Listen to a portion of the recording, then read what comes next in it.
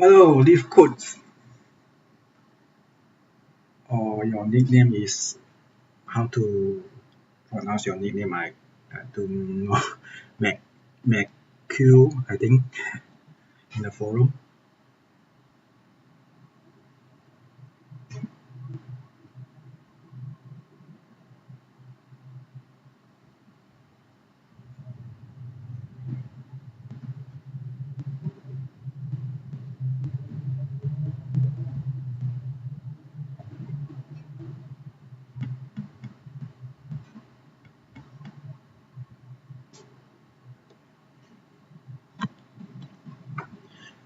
Uh, Please hold on. I think we will start in 10 minutes.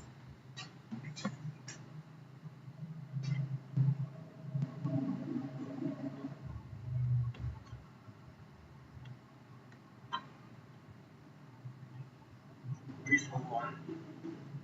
I think we will start. I'm testing my mic. See, everything is okay.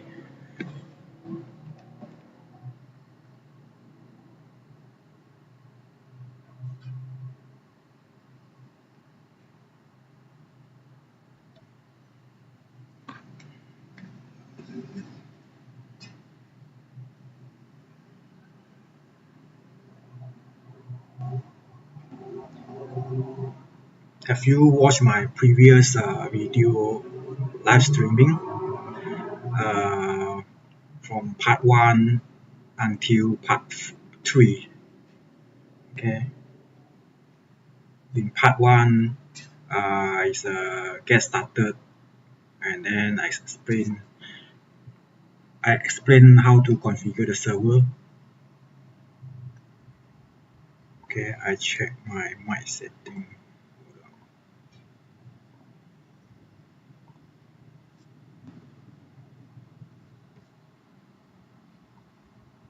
Where is the sound? Microphone, okay, 100% should be okay. Testing, okay. My voice I think is okay. But today I'm a bit tired because of the bugs in the MiniORM library. So I have been fixing the bugs for a few days. Okay, if you haven't watched my previous live streaming, you can watch it from the YouTube. I also share the link in the forum. Okay. In part 2, I also explain how to create a new controller from scratch. Okay. And then in last week, is it last week? Yeah, last week, I explained how to connect to the database, and then we make SQL query. Okay, this is thing is the stable version 2.04. Okay, and now I am working on version 2.05, currently in beta. And if you want, you can download and test it. Okay, the stable version is version 2.04.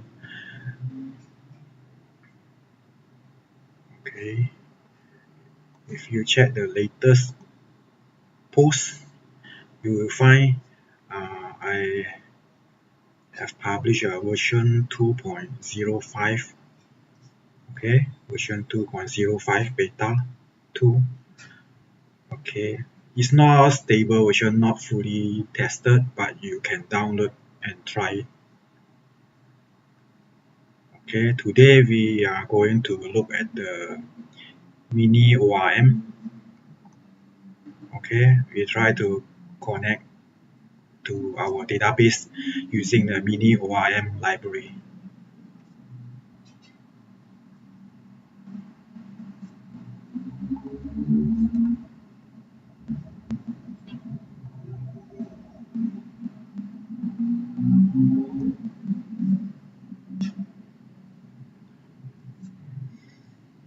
Okay, three person is online and watching. Okay, never mind. If you have any question or anything that you want to correct me, you can type at the chat box message there. Okay. If I see your message, then I will try to answer your question.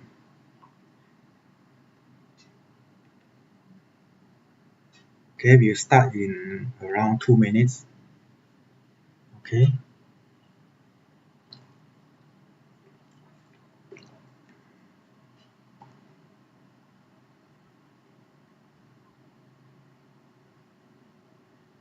Can you hear my voice? If my voice too low, please let me know. If you want me to repeat anything, you also can let me know in the comment.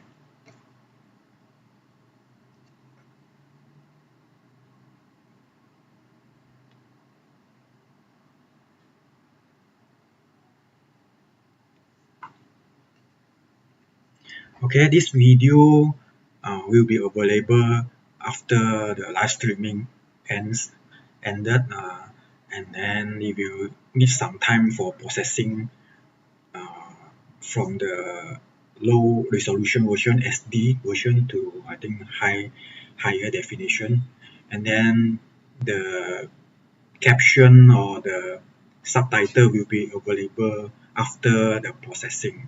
So you may need to wait for some time, maybe 1 day or 2 days, then you will see the subtitle available. Okay, maybe you come back later after a few days and you can rewatch my video. Okay, you can translate your YouTube video if you are using a desktop browser.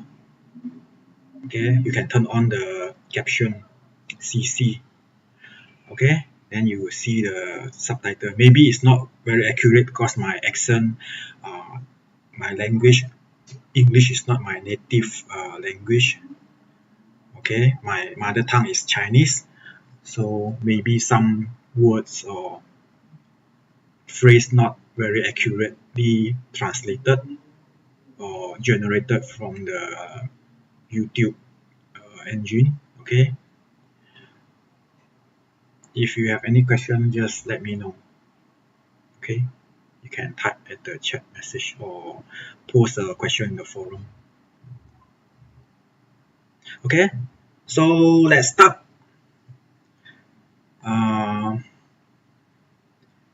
As you know, this web API template,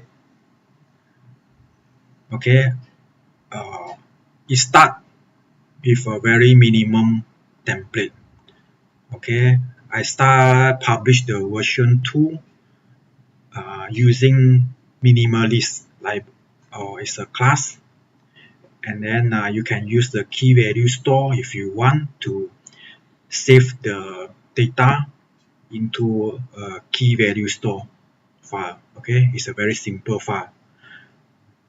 Actually, it's a SQLite database. Okay, and then for real life application or project, I think you may need to connect to a database, okay, such as MySQL, SQL Server, Progress, SQL, Firebird, okay, your preferred database management system. Okay, so I also created a MiniORM library. Actually, it's not really an object relational mapper, but actually it's a SQL query builder. Okay, actually the MiniORM it started as a code snippet. Okay, it's a class where you can download and then put in your project. Okay, after that I decided to put into a B4X library with the code snippets for use in my web API template version 2. Okay, so this is the MiniORM BAS file. This one is just a class or module that you can use in your project. You can copy and paste in your project. Okay, and then the MiniORM utilities is where you select it in your web API project, or you can also use it in UI project. In the web API project, web API is a non-UI project, it's a server-based project. Okay, but this MiniORM utility you can also use in your UI project.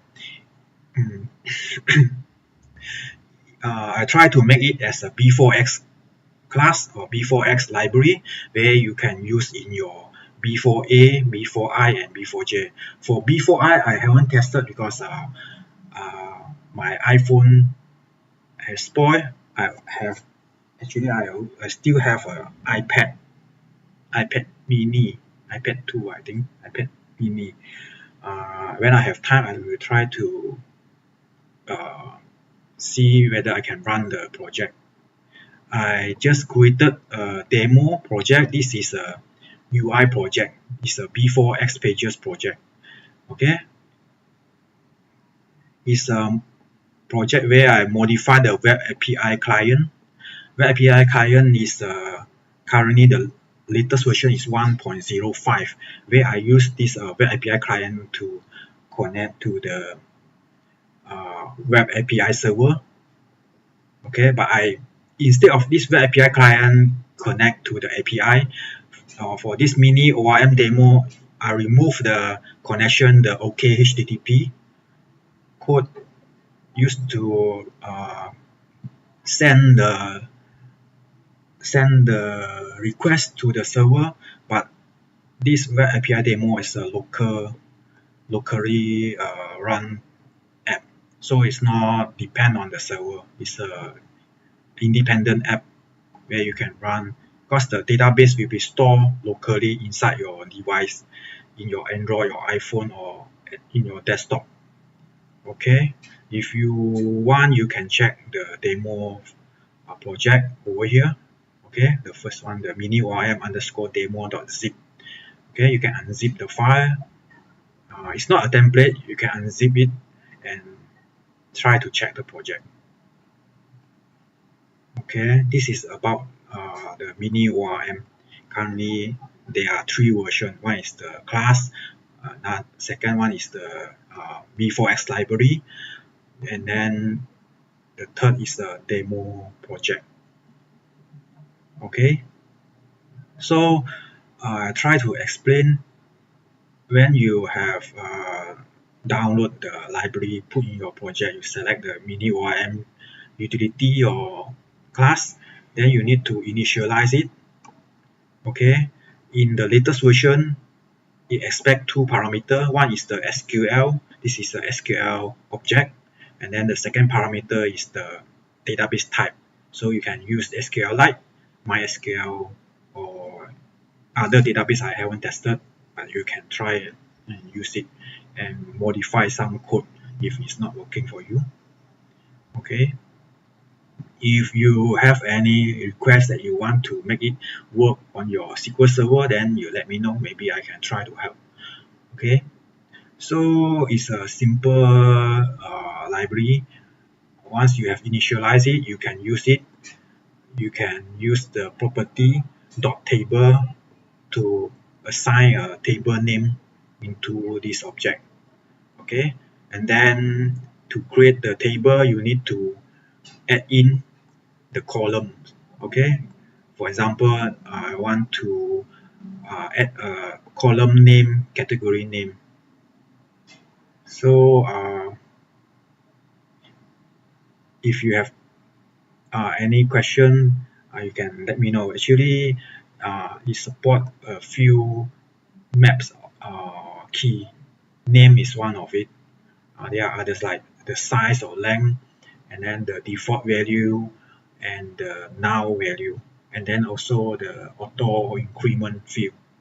So this is the very simple one, only one field that I specify only the name of the column. So by default, if you set the value to text or varchar value where the length is 255 length, okay, and then I can also use the timestamp, set it to true, then my database column will have the timestamp columns. Okay, then you use the dot create, okay, to create the table.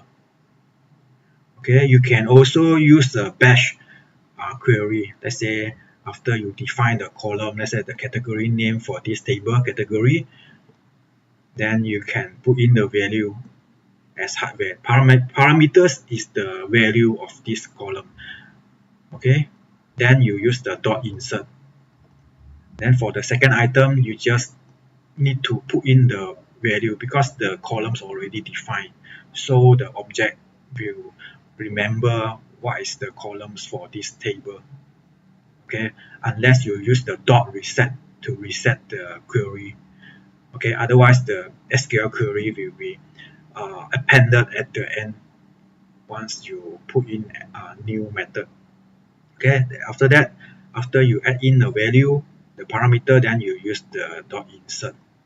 Okay, but you need to take note before you use the create or insert, where you use the non-query type, you need to set the add after create and add after insert set to true. Okay, you need to write this code maybe after the initialize. Okay, after initialize, you can set this to true. So once you set to true,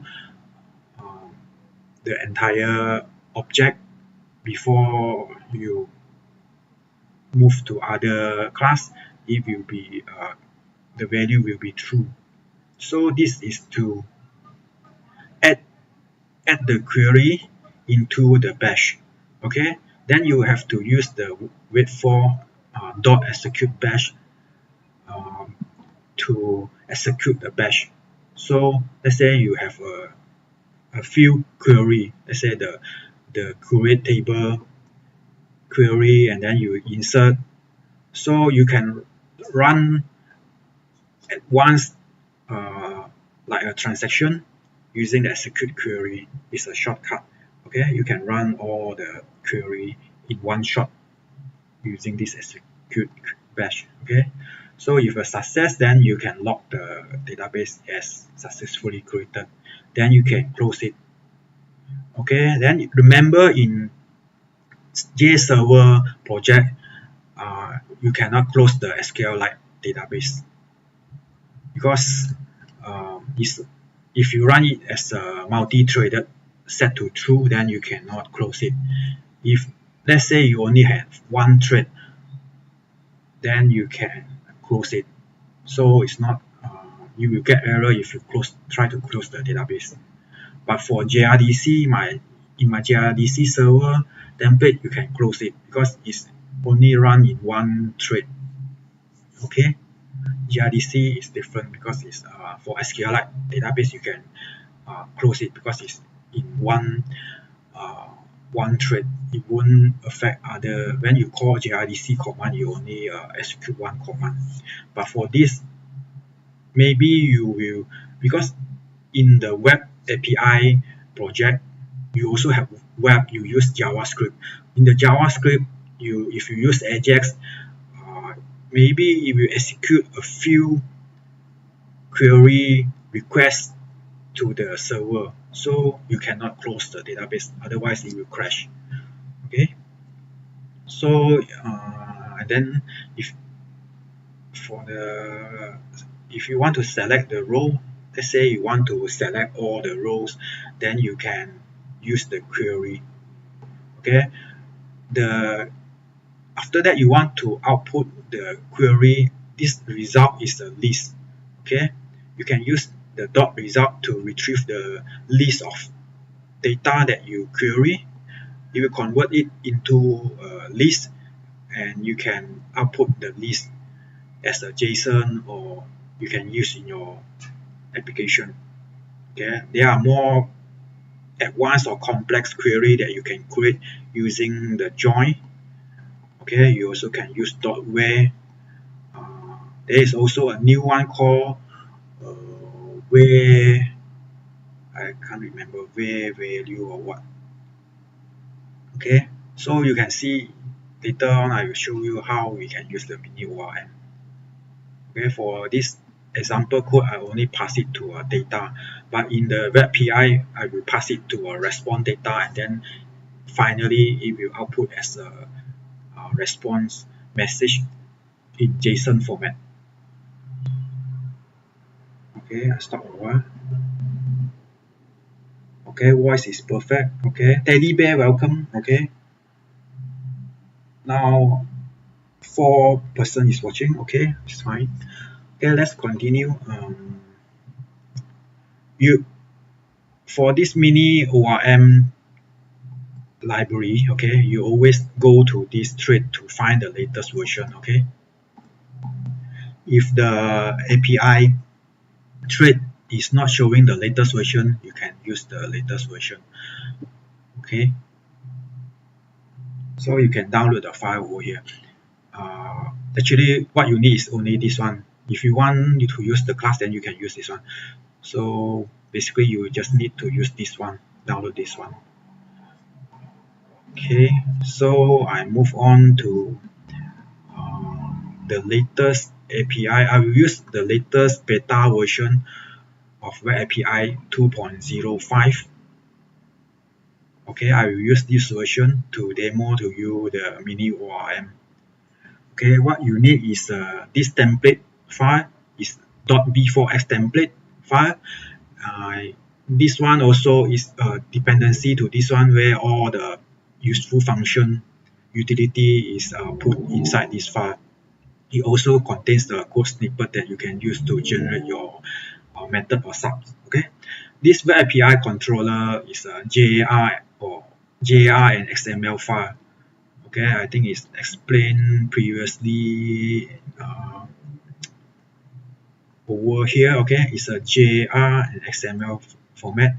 The latest version for Web API 2.04 is 1.03, but for version 2.05 beta, I have the new version 1.04. Okay, once you have this Web API controller, you put in your additional folder, you can right click over the files tab here, and then you can choose the class module, and you can select whether you want to create API controller or web controller. This one I think I have explained last week.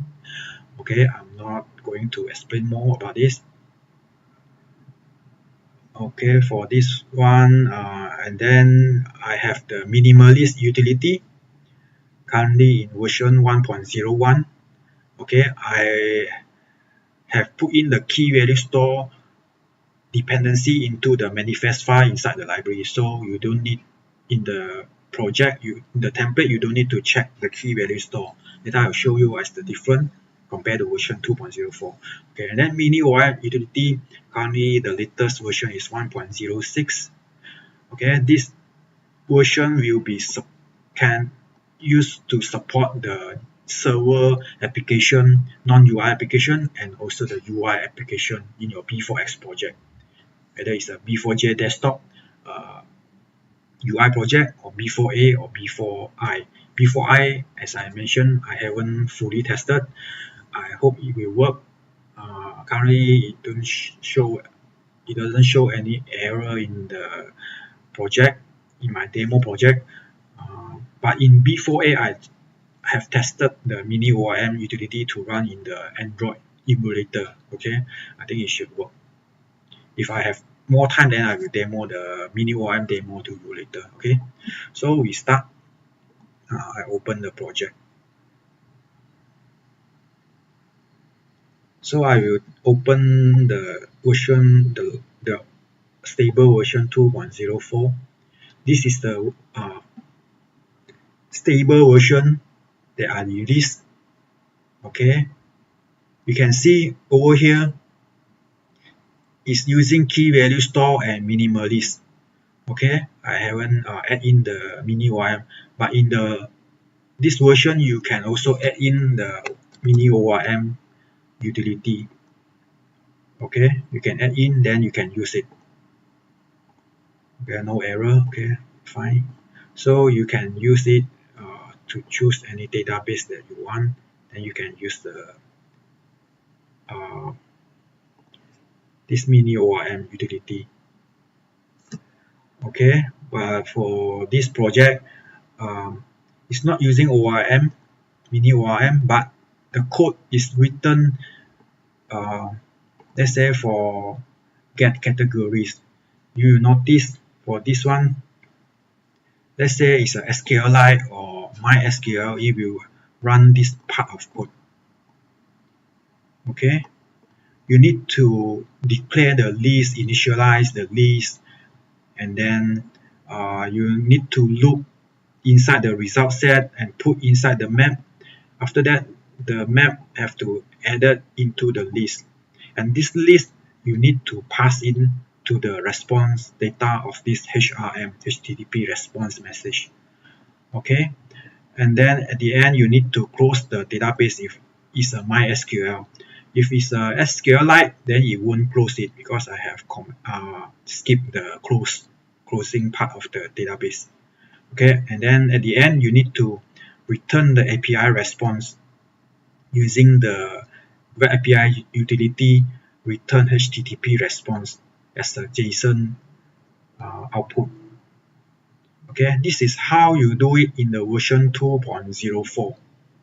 Okay, you need to write the full SQL command query. Okay, now I will open the new project 2.05. So we'll compare side by side what are the difference. Okay, so currently I created a beta version.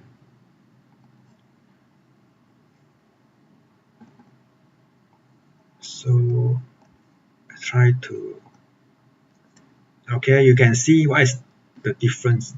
This is a 2.04 on the left, and this one is the 2.05 beta on the right. So you see the key value store and minimalist is no longer checked over here because you can use the MiniORM utility by default.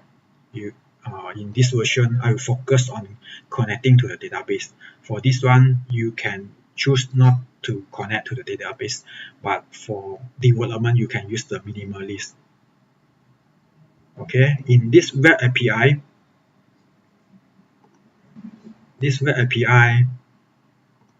there are two options that you can use. One is using the minimalist, then another one is connect to the database. Okay, so in version 2.04 is more focused on the minimalist.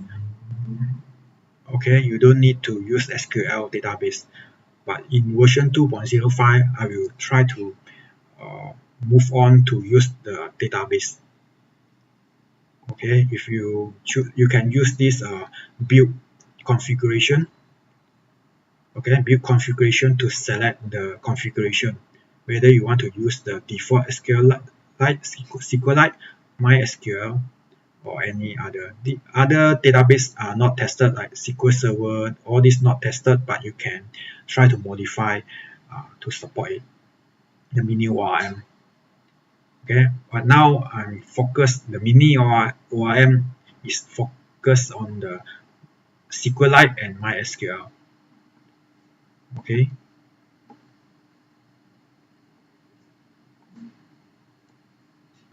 So these two are no longer checked over here, but you still, if you want, you still can add in the minimalist. Okay, you still can add in the minimalist over here. Okay, and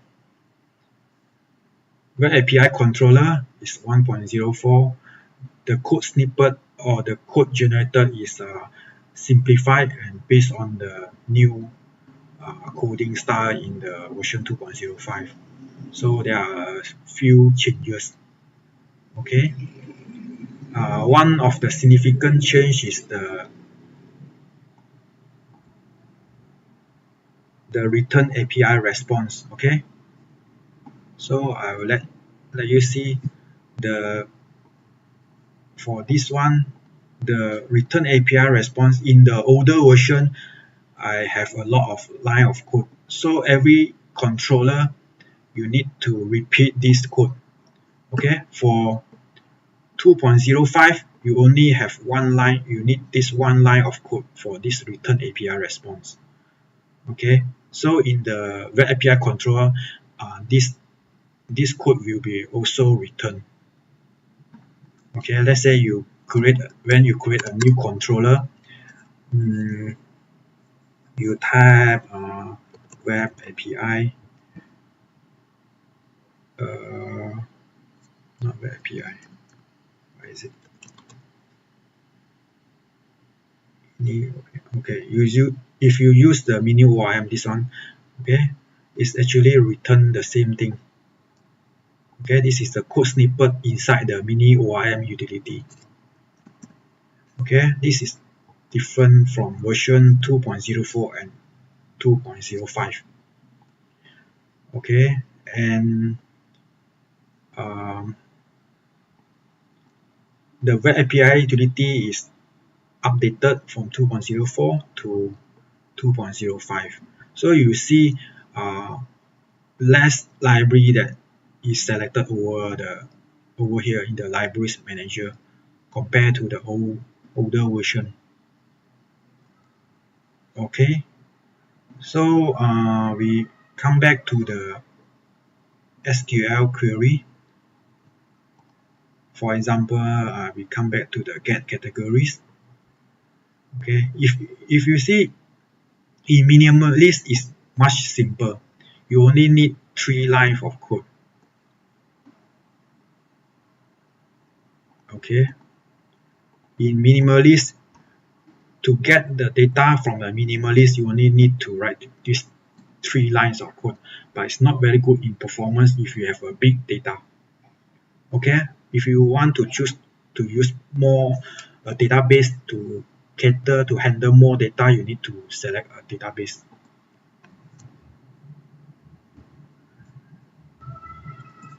Oops, my laptop.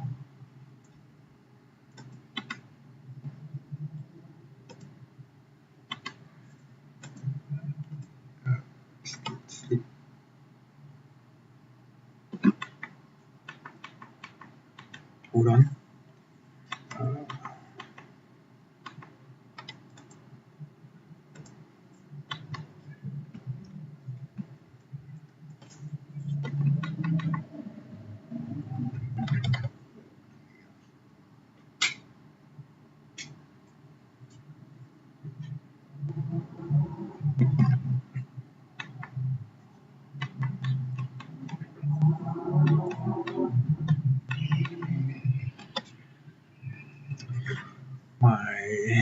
My old laptop suddenly turned off, so I cannot see the YouTube chat.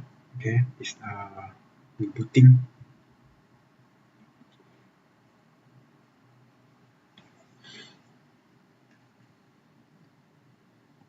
Okay, while waiting for the rebooting, we continue.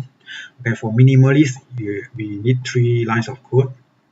Okay, if you use database, then you need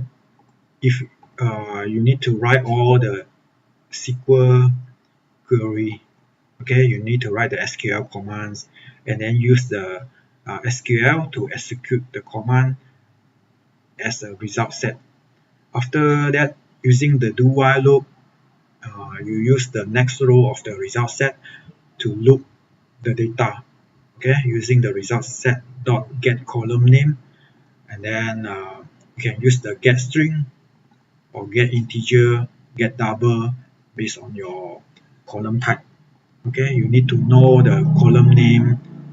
Okay, for MiniORM, all this is handled for you. You don't need to declare the list and then use the map, initialize the map, and then after that you pass it to the response data. Okay.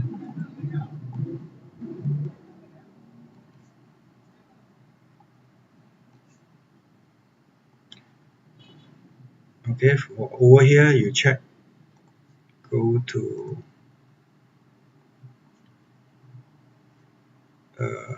category and get categories. So over here, using the MiniORM, this is the code that you need. Okay, 1, 2, 3, 4, 5, 6. Only 6 lines of code compared to all this code. Okay, if you use the SQL object, then you need to write all this. Every time you need to repeat all this same. But for MiniORM, if you try to use the MiniORM, what you need is okay, how to use it. You need to first initialize. Okay, in the controller initialize. Okay, you need to, of course, you need to declare the MiniORM. Okay, as I use the name DB. You can use other name. Okay, but for simplicity, I use DB for the MiniORM because everything related to the database is handled by MiniORM. So to initialize the object, I use the initialize. Okay, and then I need to use the OpenDB connection. What is OpenDB connection? OpenDB connection is handled by the DB connector. Is initialized in the main. Okay, how we initialize it is in the server configuration. If you remember last week, configure, you need to go to configure database. Over here, if you read the config file, okay, and the config file will pass all the values from the INI file. Okay, if you go to the objects folder,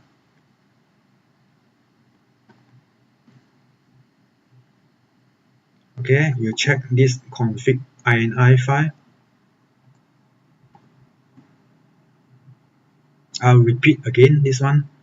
Okay, all this DB type, DB name, DB file, okay, all the setting will be read using the read config sub over here, and then pass to the config map. Okay, over here.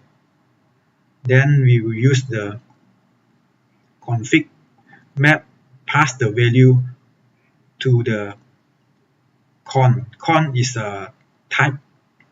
Okay, is a type that I use to simplify. Hi, Dr. Gary. This is con. Con is a type. I think it's inside the MiniORM or web API. I'm not sure. Okay, you can pass in all these property into this con object. Okay, thanks for the heart. Okay. Okay, you can check the map. If it contains the key DB type, then we pass the DB type map value to this con object. So this con object we need to pass to the how we initialize the DB connector. DB connector is another class inside the MiniORM. Now I already moved the database connector to the MiniORM. Okay, is no longer outside. For version 2.04, you will notice in the module here, you will notice this database connector is inside here. Okay, but in version 2.05, this class I already moved to the MiniORM library, so you won't see over here in the modules tab. Okay, so you won't see in the module tab.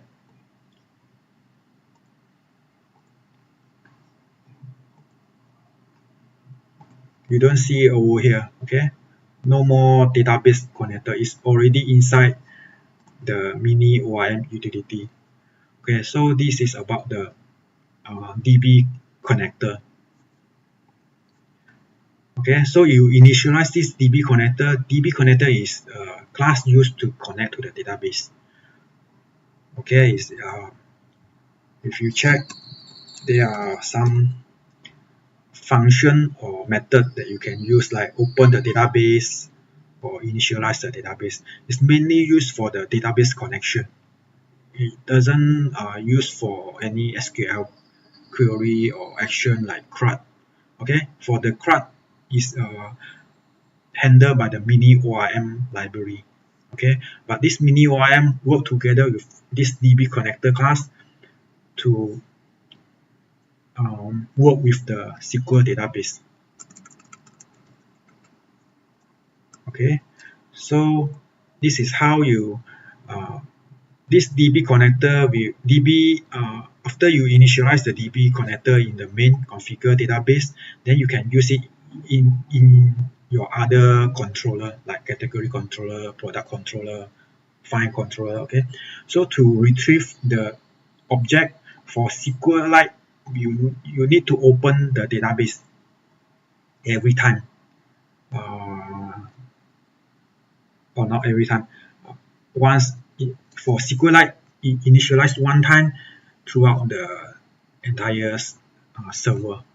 For MySQL, it will retrieve the pool, connection pool.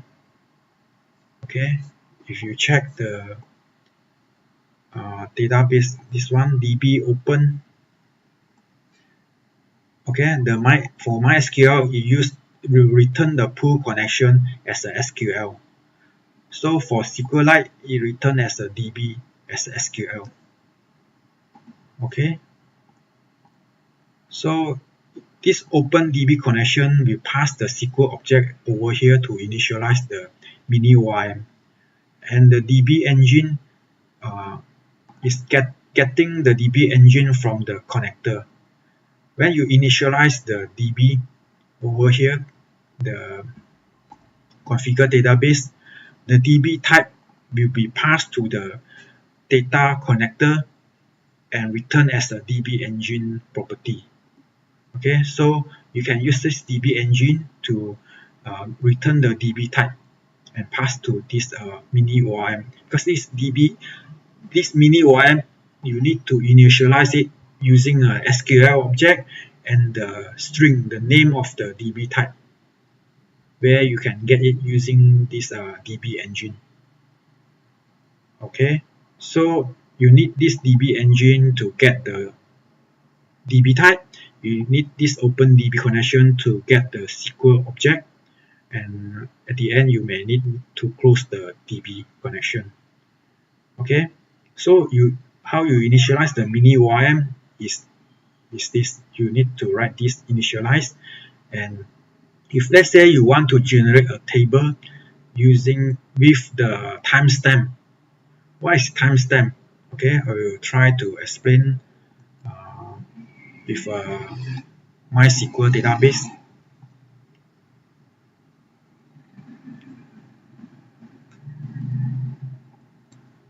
Okay, let's say this DB category.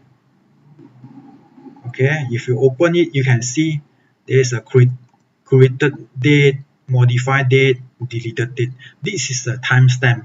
Okay, if you set this use timestamp equals to true, then it will generate these 3 columns for you. Okay, you generate these 3 columns for you.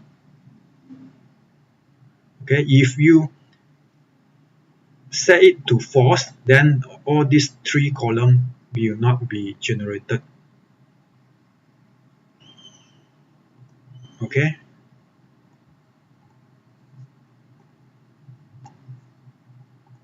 if you set this to false, then if let's say when you create the table, these 3 columns will be not added. Okay, but for default, I think it's a good practice to add these 3 columns. Okay, usually we want audit true. Okay, and you also, the new MiniORM also support another called use data audit user ID. Okay, you can also set this to true. If you set this to true, then you will generate another 3 columns. It will generate another column called created by, modified by, and deleted by the user ID. You can use it to store your user ID. Who is the person who created the record or the row, who modified the row or the record, or who deleted. This deleted is not really permanently deleted from the database table, but it's a soft delete. Okay, in MiniORM, you also have a soft delete. Let's say you can use the soft delete to delete the row. It actually adds timestamp to the deleted date. Okay, for delete, if you use the delete, then it will permanently delete the row. Okay, this is optional for you. Okay, you can control the deleted row using the soft delete over here. Okay, so you can check what are the available method or property that you can use over here. Okay, but for today, just now what I explaining is the get categories. Here is the get categories. Get categories, right? So the DB MiniORM already initialized on top, right? We already initialized. We can use it.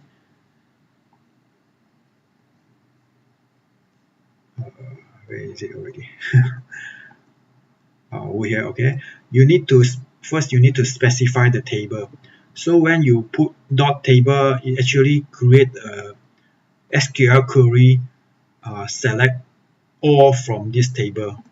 Okay, so when you use the query dot query, if you execute the query and the result will be converted to a list, and you can use this dot results to pass the list to the response data. Okay, this response data finally it actually is passed to this HRM. This HRM at the end you use this return API response, okay, to return the response as a JSON format. Okay, so if you study this template, you will find out this API template will output the JSON format to the browser or your application, your client application. Okay, we go back here. So the difference over here I want to talk about is the how you simplify all this line of codes using the MiniORM library. Okay, you only need to write this code. Okay, you can try to check other sub also. Let's say the get category.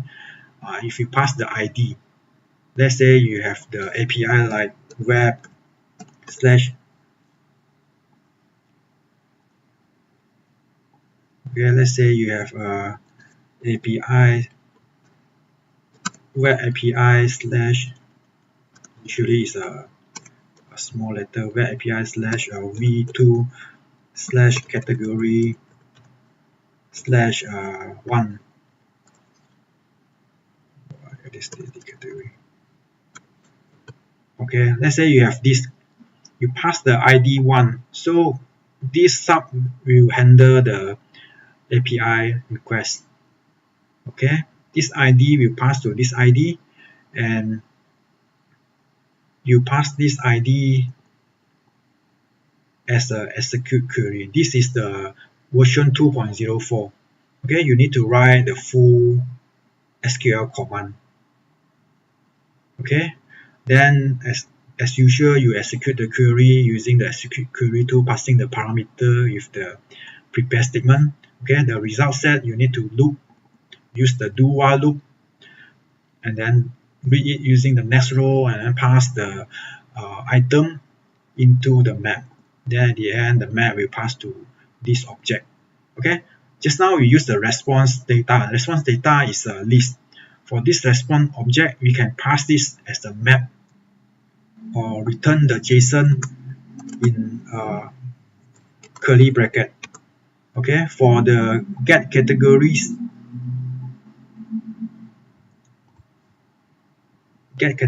if you see, is a response data. So the response will be a square bracket. Okay, this is a square bracket list. Okay, and then in the get category is a response. I need to pass to the response object and return as a map. Okay. Okay, let me try to run the project. Then you will see what are the difference. Okay, before that, to show it, I think I need to set the response, configure response. Okay, I need to set the response to true. Okay, this is version 2.04. Never mind, same with the 2.05. Okay, I need to set this to true.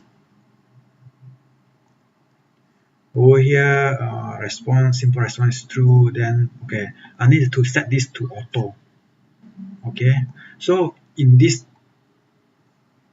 setting, I will output the JSON format for the get categories.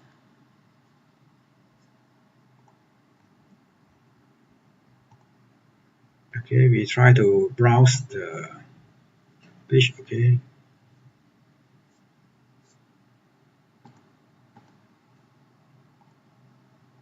Oh, sorry. I think this is connected to the SQL.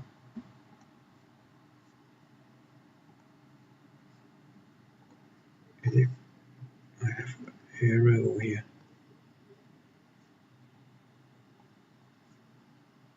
Oh, so much error. Because the database is MySQL, I have to change it to SQLite.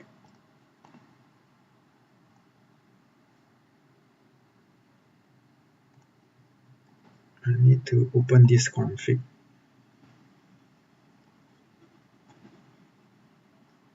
Okay, I need to command control /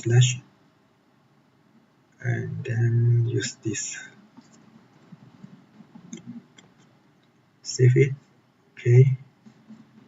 Okay, I run the project again. Okay, now I refresh. Okay, so in the API help page over here, over here, this API read all the categories. I click submit. It return as a list. Okay, you can see the square bracket. Okay, for this get category, one category, let's say I pass 1. Click submit. It return as a map or object. Okay, it's different. This is a return object. This one return data, different. Okay, because this get categories expect only one object return. Okay, for post also same, put I think also same, except for the delete. After you delete the data, it won't appear anything. I think depends on the item or the setting, the format you want. Okay, let's say I want to create one testing. Let's say I use this post to create a new category. So this one also return object or map. So this is ID 3. Let's say over here in the delete part, let's say I put 4. Okay, I click submit. So the item not found is the map object. Okay, let's say I put a valid ID 3, then you will delete. You also return a map object. Okay, so this is about the whether you want to return as a object or a list. Okay, in over here, okay, we compare this one. Let's put 1, 2, 5. Okay. How to put this one? Okay. This is get categories. Just now I already showed. Let's go to get category for single item. Okay, for this one, this is the code that we need. Okay, over here, let's see how the code look like. Okay, so you see we have it. We need to write less code compared to this approach. Okay, we use the dot table, then we find the ID. Okay, this dot find ID is similar to this execute ID. Okay, thanks leave codes. Okay, so you can check if let's say the map is initialized. Let's say we found the item in the database, then the is initialized is true. So if true, then we pass a success code, and then we pass the map, the initialized map into the response object. Okay, same as this one. But this one, if this one I didn't handle the 404, it should be also same. We should also put this one. If this one, or since the map is always initialized, maybe we can use the map.size. Okay, in the old method we need to use like this. Okay, and then this one same. Copy this one.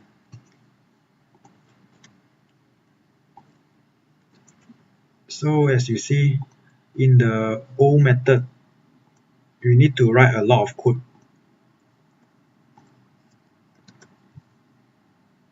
Okay, you need to write all this code. So compared to the MiniORM, this one only 1, 2, 3, 4, 5, 6, 7, 8, 9, 10, 11. Okay, 11 lines. Compared to this one, I don't know how many lines is this. So this one you keep writing the same repeated code. This one you just use it very easily if you master the skill of using MiniORM library. Okay, so you see you need to keep repeat all this looping. This is you can avoid doing this thing. Okay, everything in the if you use the MiniORM, this one all can be reduced to just a few lines of code. Okay, and we have more complicated one. Okay, let's say for post, we need to, let's say we want to create a new record, we want to check the JSON whether it's valid or not, whether let's say if let's say during the post, when we want to use post, let's say we don't pass any body, JSON body, okay, I think it's not running already. See, return error. Okay, refresh this one. Let's say we try to post empty body over here. You see, click submit. So it's a bad request. Okay, so we need to check whether the data we get from the request, this request server request will handle using the Web API utility. Request data, this request data method will try to convert the request object into a map. So you need to check once you get the data, the request, the post request, you need to check the data whether it's valid, or if it contains empty key. This why I check the empty key is because during the minimalist, user can pass an empty key and then it's a valid. It still generate the object in the minimalist. So it's a historical reason. So I need to check the empty key in the map. Can you see? Okay, I need to check the map whether it contains an empty key. So but if you don't want, you confirm that the data is doesn't contain any empty key, then you can delete this part. Okay, and then after that you need to check whether the JSON format contains the name key. Okay, over here you see I'm using the name instead of category name, the column name of the database table. Okay, the database column is named for category name, but for backward compatibility for Web API version 1, okay, I allow the user to specify the name as the key, but the value, I will pass the value of this map value to the category. We create a new key in the map called category name and pass the value, override the value here, and then we remove the key, the old key. Okay, this is to compatible with the Web API client. Okay, let's say in the future you don't want, you confirm that the user need to pass the correct key, then you don't need this part. Okay, you need to set rules that user cannot pass other key that is not valid. But this one, if you want to make the API more user friendly, maybe, or you don't want to match the column name, table column name with the key of the JSON, then you can use this code. Okay, once the JSON body is correct, so you need to check whether the category name already exists or not inside the table category. Okay, so for example, in this categories table, I have hardware, I have toys. Okay, I have only 2 items. So let's say I want to create another category called toys. So I have to copy this one and I put toys. Okay, this toys already exists in the table. So if I try, it will return an error 409 config. Okay, I need to handle this error. Okay, if let's say the category name exists, it return a response code 409. Okay, so we need to check this restriction. Okay, otherwise if you create a duplicate category, so you don't want to create duplicate category. For example, when you go to the front end, okay, let's say you create a new product. Okay, in the drop down, if you have duplicate, then you will list out the duplicate item. So you don't want this problem occur, so you want to restrict the user enter the duplicate name for the category. So you need to check whether the name already exists or not. Okay, so if not exists, then only we allow the insert. Okay, we put in the value into this category name. You can use the begin transaction, or you don't want also can, or it's up to you. You want to use transaction or not.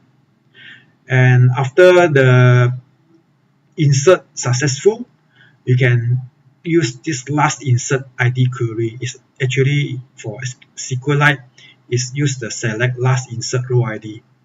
Okay, we run this query, we pass this query to this execute query single result, and what you want to get the latest ID, the last inserted ID. Okay, then we pass this new ID, we want to get the ID. Once we get the pass the ID, we get the new result. Okay, the category created with a response code 201. Okay, so we come back over here, the API. If let's say just now the toys cannot have, let's say we want to put a new category called demo. So once we click the submit button, it check demo is not exist in the table, then we create a new category called demo, and then we return the new row together with the ID. Okay, we click submit. So you see the new ID is 4. The name is demo. Okay, we get 200 success. Why we get 200 success, not 201 success? Because this is why, because we are using the simple response format. If you use you don't use the simple response format, you set the simple response format to false. Okay, you go to the configure response. If you set this to false, then it will return the 201 response code. Because we set this to true, so it won't return the 201. Okay, so this is about the post. So for this post, we need to check, make a lot of checking, and then finally we output the API.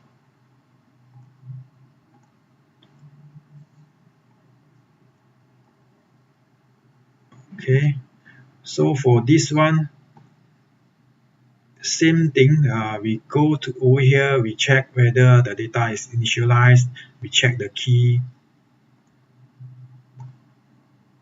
Okay, then if any error, then we return the API response. Okay, same thing, we can check the DB table. We find this one.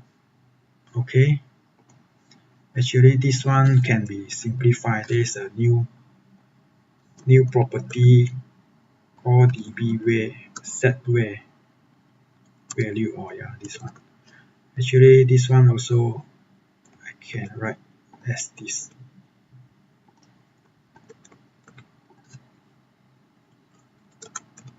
Okay, you can simplify this line and this line into this line. It's the same thing. Okay, let's say you want to simplify in one line of code, you can use this set where value, and then you query the record, then you pass. If let's say the category name already exists, then you don't allow the user to insert. Okay, you put 409 as the response code. So if it's not exist, then we check. We need to initialize the column and the value. Okay, the column is the column name. Okay, I also check the created date. This one, if let's say the user specify the created date, let's say I can put created date over here.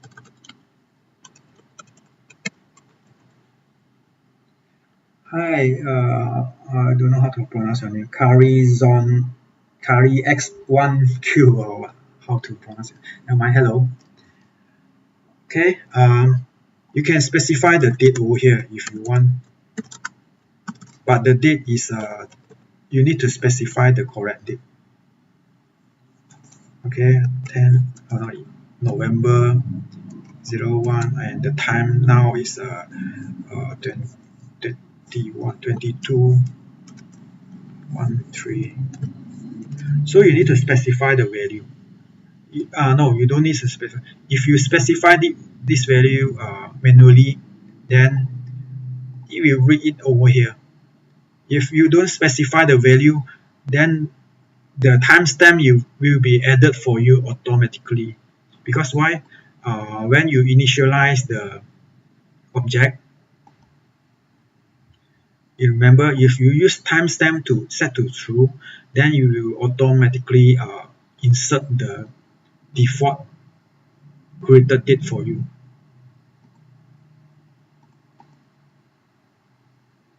Okay, where is the post category? Okay, this one is optional. You can check it also. Okay, it will return the current date time and pass to the created date. So once you have all the columns and values ready, then you pass this to columns, the list of columns. Okay, is a list. You add the column name into the list, and then you pass to the columns property. Okay, and then the values is where you get from the JSON, the response JSON body, where specified by the user or the client. Okay, you pass the columns, the parameter, then you use the .save. This .save is used to execute a single query. Since we are using insert, we are creating a new item because we are using a post category. Okay, we are add a new category, so we can use the .save to save the or we can use this to execute insert SQL command. Okay, after it's successful, then we use this dot first to pass the map, the new created row. It will convert to a map, and then we can pass it to a response object, and then the template will output it as a JSON output like this, like this. Okay, you don't need to specify. If you set it the timestamp to true, then it will automatically, you see, the created date is auto generated for you. Okay, so this is how we make use of the MiniORM. Okay, you notice here I'm use the dot reset because on the top we already use the .db table. We already generate an SQL command. Okay, this SQL command is a select command. We want to check whether the record exists or not. So every time you want to write a new SQL command, you can use .reset, or if you want, you can also set this one to the same table name. Okay, you can use this method, or you can use this reset. Okay, either one is the same. This reset is same like this one, but for simple, I don't want to, let's say I don't want to remember the table name, I just use db.reset. It's very simple. I don't need to type in the table name. So this dot reset will we try to initialize a new SQL command. So we can pass in the new column, and when we call the dot save, it will convert it whether it's a insert command or update command. Okay, you notice this post category is an insert command. When we want to update, we use the put category. Actually, we also use save dot save command. Okay, the difference is for the update we specify the ID. Okay, when we specify the ID, the SQL query has a condition. When we specify the ID, we add a condition to the SQL. So it will initialize the condition. Is it condition?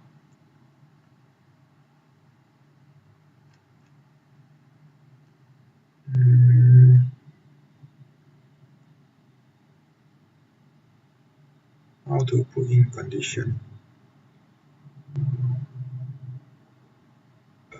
Parameters.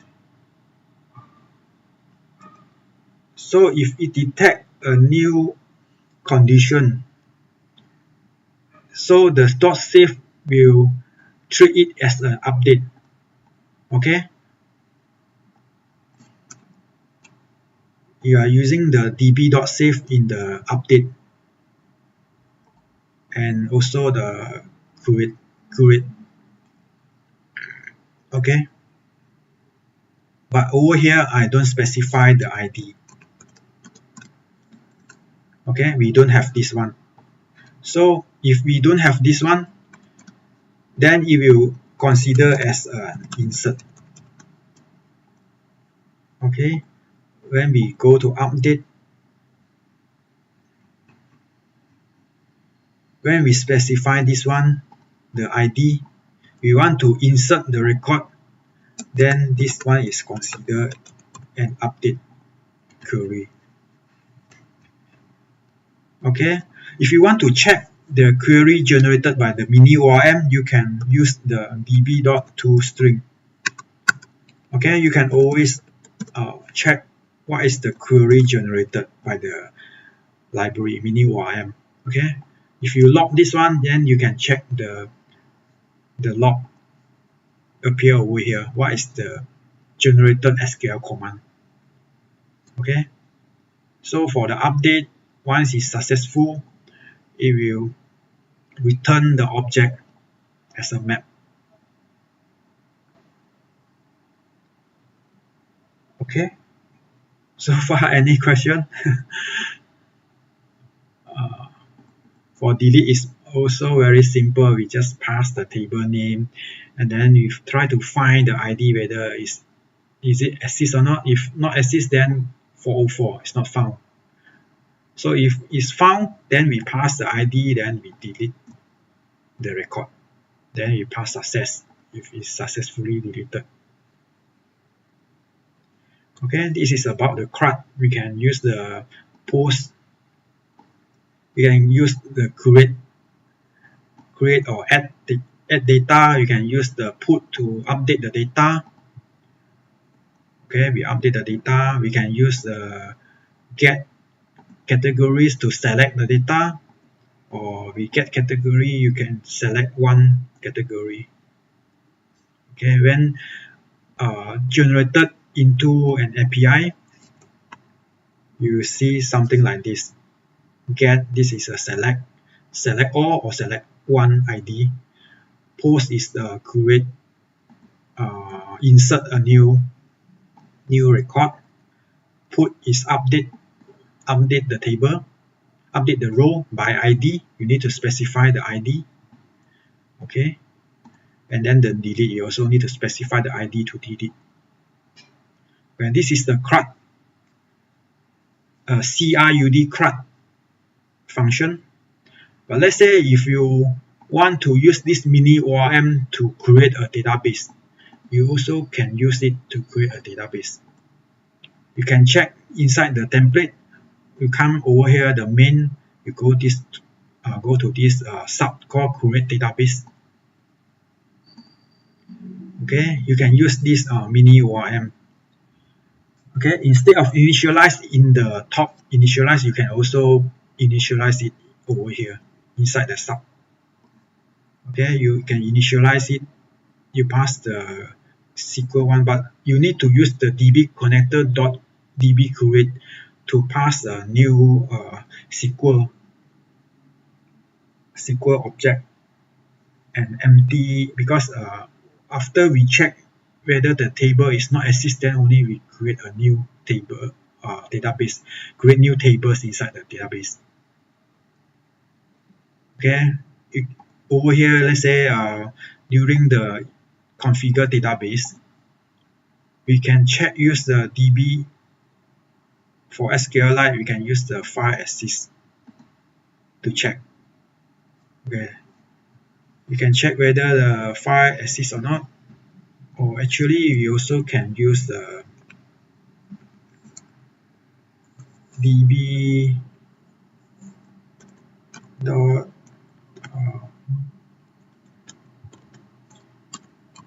db. Okay. Oh no, we haven't created the db connector. Yeah, db connector. Db connector dot db access. We also can use this method to check whether the database is exists or not. But for SQLite, I think this one also should be fine. I think it's easy. So let's say it's db found. If it's found, then we don't create the database. Let's say db found, then we close the database. Okay, if not found, then we need to create the database.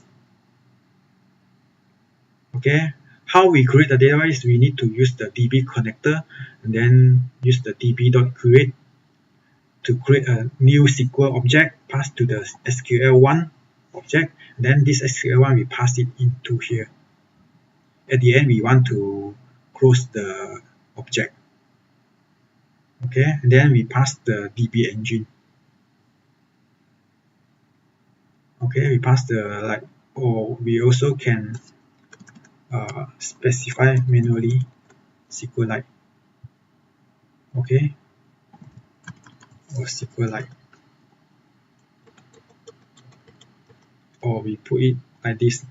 We will automatically retrieve back the db type from the db connector. Okay, so we specify the use timestamp. Okay, let's say this is what project.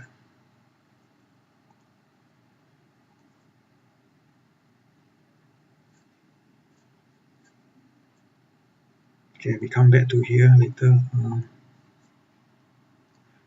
Let's say we try to delete the database file.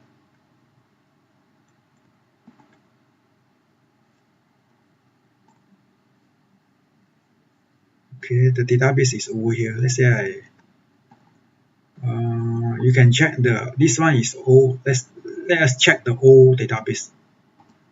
The old database, we only have these 3 columns. Let's say we also specify the user ID created by, modified by. Then we try to delete this.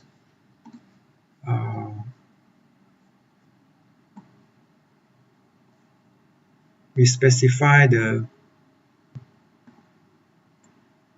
we can put in the timestamp, but we also can use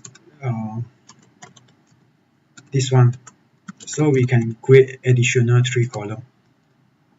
Okay, we use this one, then we can have the created by, modified by column. It is an integer column. Okay, and also you need to specify this add after create and add after insert if you're going to use the execute bash.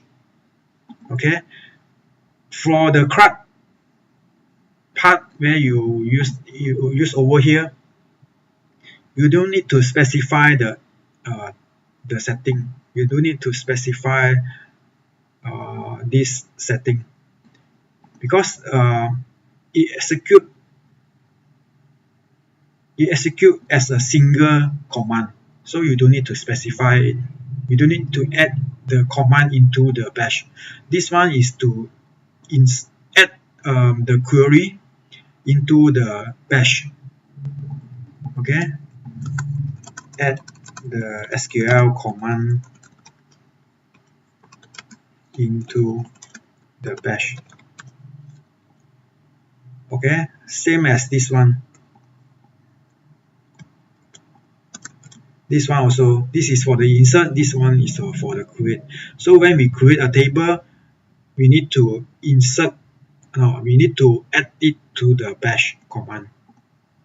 Okay, so when we insert, if we set it to true, then we insert this command into the bash. Okay, so we can run it in one shot. Okay, over here the command is not yet executed. Over here also not executed. Once we have finished written all the command, then we just call this to execute all the command at the top. Okay, so here is how we create a table. So we specify the table name using the dot table. We specify the columns. You can use the dot add because this is a list. Columns is a list, and we need to specify the column name. For example, the TBL underscore category table has this column name category underscore name. So we specify the name of the column. Okay, the rest is a text. This will be a text. This one will be a text or varchar. Okay, so for SQLite is a text. For MySQL is a default is a varchar 255 column. Okay, this is the default if we not specify the type of the column. Okay, so in products table, if we want to specify the type, let's say category ID, we want to add a column name category ID. We specify the name, call category ID in the map. Then the type, we use this MiniORM dot integer to specify the column type as a integer. Okay, and the rest is a type, text type. Okay, we also can specify like what decimal type or text. Yes, text type. Varchar type, yeah, we can specify as this. Okay, so we can specify the type of the column. And let's say for the product code, let's say we want to use varchar, the length is 12. This is similar to in MySQL, is similar to this. Okay, if we specify the length to 12, is similar to this. This is for MySQL. Okay, for SQLite, it doesn't matter. It will be text format. You don't need to specify the length. Okay, so if you don't specify the type, then it will be the text or varchar. Okay, if you don't specify the type. So this is how we create a integer column, and then the rest is the varchar type or text type. Okay, so this is how we insert the record. Okay, we insert the dummy data into the table. So this is same. We specify the parameter or the value. Okay, over here we only specify one value. If we want to specify more, then we can use an array or list to insert the value. Okay, for example, the category ID is 2 for this one. Category ID 2 is toys. Okay, this is ID 1, ID 2. So 2 is the toys. We have 2 toys over here, Teddy Bear and Optimus Prime for the toys product. Okay, for 1 is the hardware, we have a hammer. Then we set the product name as Teddy Bear. Okay, this is a product code. This product code cannot be repeated or duplicated. Okay, let's say I put this 001. This one cannot be 001. Then maybe this one is 002. Then this one is 003. Okay, so we also specify the price. This one will be the decimal value. Okay, we also, you see, we also can create a column called price column using the ORM column. Here we create the ORM column using this shortcut function or method. If we don't, we can specify one by one by creating a type called ORM column. Then we specify the column name. It's called product price. Okay, we set the type as dot decimal. And then the length is 10,2. This is the precision and the length. Okay, and then the default value will be 0. The price will be 0 if we don't specify the price. Okay, then we need to add this column, ORM column, into the list, the columns. Okay, so now we have 4 columns. 1, 2, 3, 4. We create this table TBL products with 4 columns together with the timestamp column and the audit user ID columns. Okay, if it's success, then you will log the success message. If it's fail, then you will come up this error message. Okay, so we try to execute this 2.05 beta. Make sure the 2.04 is stopped. Okay, we stop this one. Now we try to use this 2.05 with the MiniORM library to create a table. So over here, just now we use the minimal list, so we create a key value, store value. So we make sure inside the objects is empty. This after we run the project, first run, if you check the database whether it exists or not. If not exists, then we create a SQLite database over here, the objects folder. Okay, let's see, we try to execute this project.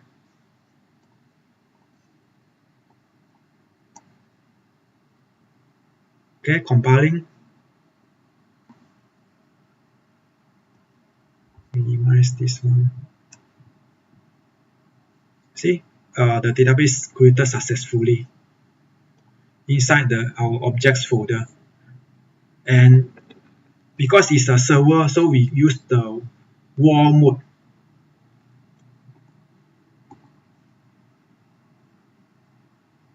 Can I zoom in?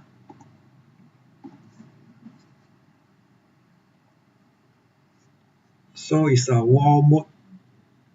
Okay. So if you open the database and check using a SQLite software, DB browser, so you see we have 2 tables created. So as I said, this is the timestamp columns, and this is the user ID created by, modified by, and deleted by. So by default, I set it the value to be 1. Maybe you can change this to other setting. Up to you inside the MiniORM library. Okay, but usually we only need the timestamp, but this one maybe in the future project I will use this one. But for now, just to demonstrate to you, I can also add these 3 columns. Okay, in the product columns also same. we have the created by, modified by, deleted by, and the timestamp columns. And this created date is automatically insert the value for you. If you check the create statement,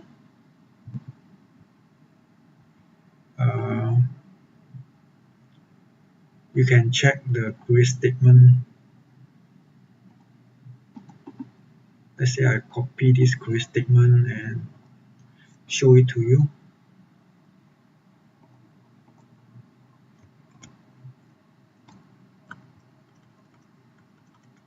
So the created date is a default to now date time, current time. For the SQLite, if you want to add the default value for the date, then you can use this. Okay, and then the created by is default to 1. This one you can modify it if you want. So this is the table, SQLite table that generated by the MiniORM. Okay.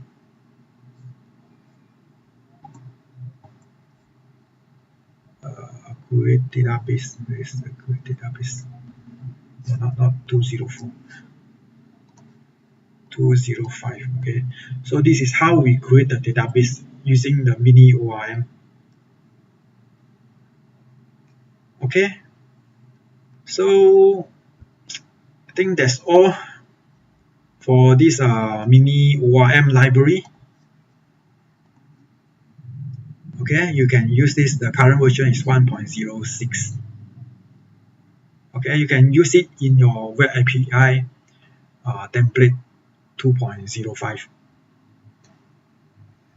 Okay, as you see, this MiniORM utility is used in the non-UI server project. Okay, just now I have mentioned I also have a demo project. You can download this project. Okay, I open my existing project to show you. This demo project is a B4X project.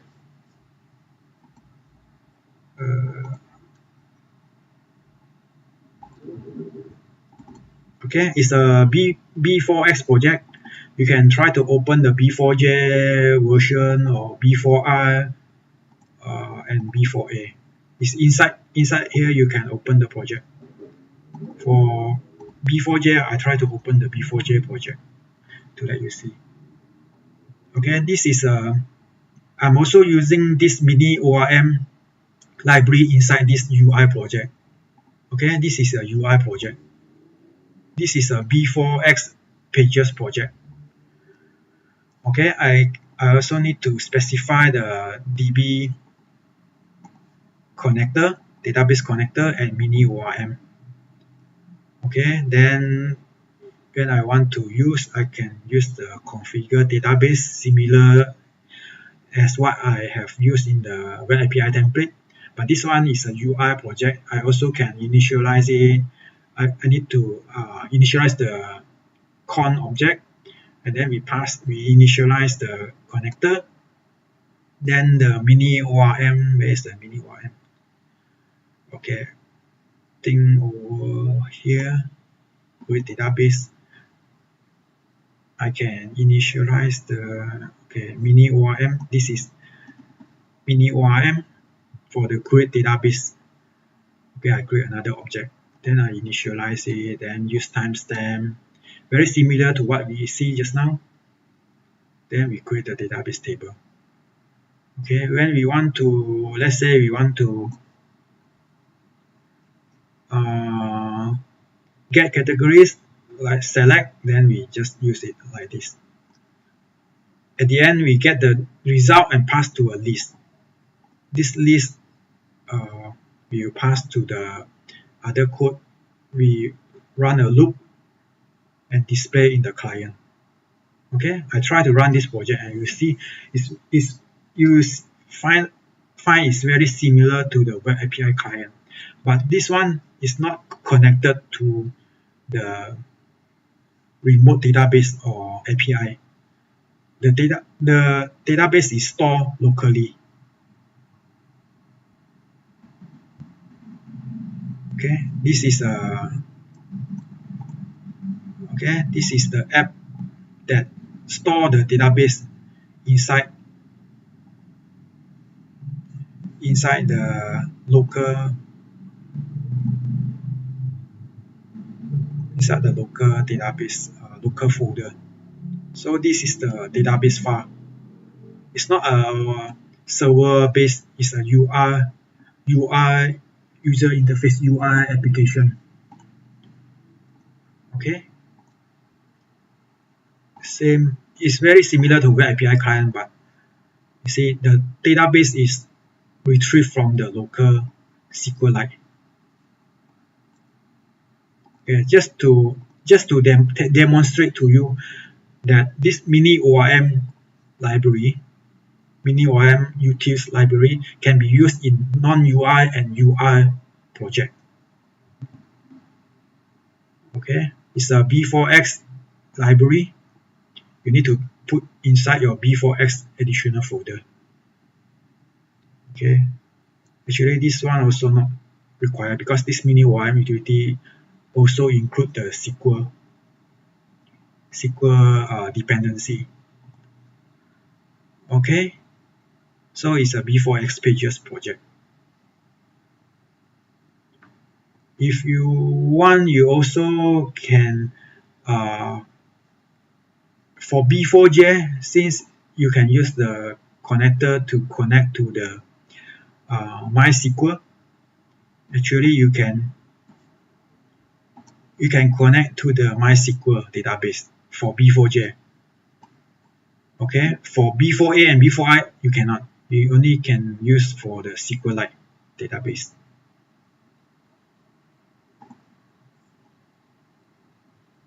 Okay, not sure. Okay, I think I have this MiniORM, right? Okay, so now I have two. Let's say I have two items. I modify the project and I uncheck this one. I check comment this one, and let's say I execute this one. Let's see whether we can connect to the MySQL database. Okay, no longer we are using the SQLite file. We are connecting to the MySQL database.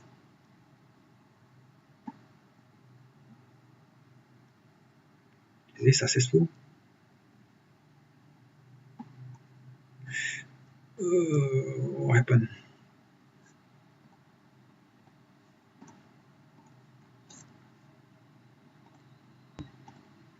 There is an error.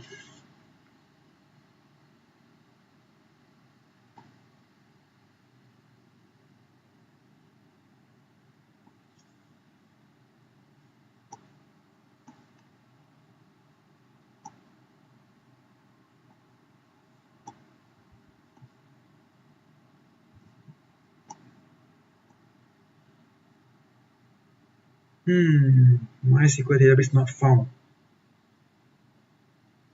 Oh, I'm missing the additional, this one. Yeah, the additional. Because I am not using the build configuration, I have to manually switch it. Okay, I need to specify additional library over here in the main. Okay, now we try to run again. Okay, it's executing. Okay, see the MySQL database found.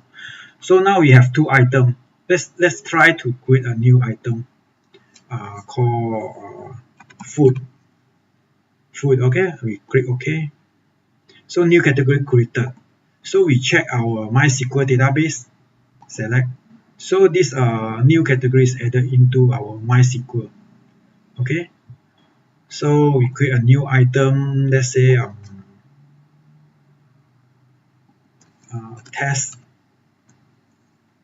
testing. Okay, we click save. So we have 4 items over here. So when we click inside here, then we go back. So the testing is over here. So this is connected to the MySQL database, but this is not using API. This is a UI application using MiniORM library. Okay, I think it's almost 2 hours. No, 2 hours. Yeah, almost 11 o'clock over here, 2 hours. So I'm going to go offline. If you have any question, you can ask. Since I don't see any question in the chat message, so if you have any question, you just post in the forum. Go to the forum and ask me any question. Okay, you can create a new post, tag MiniORM or Web API tool, and I will try to answer your question. Okay, so today live streaming is at the end. So I'll see you in the future. I'm not sure whether I will take a break, or if no, then I will see you next week at the same time. Okay.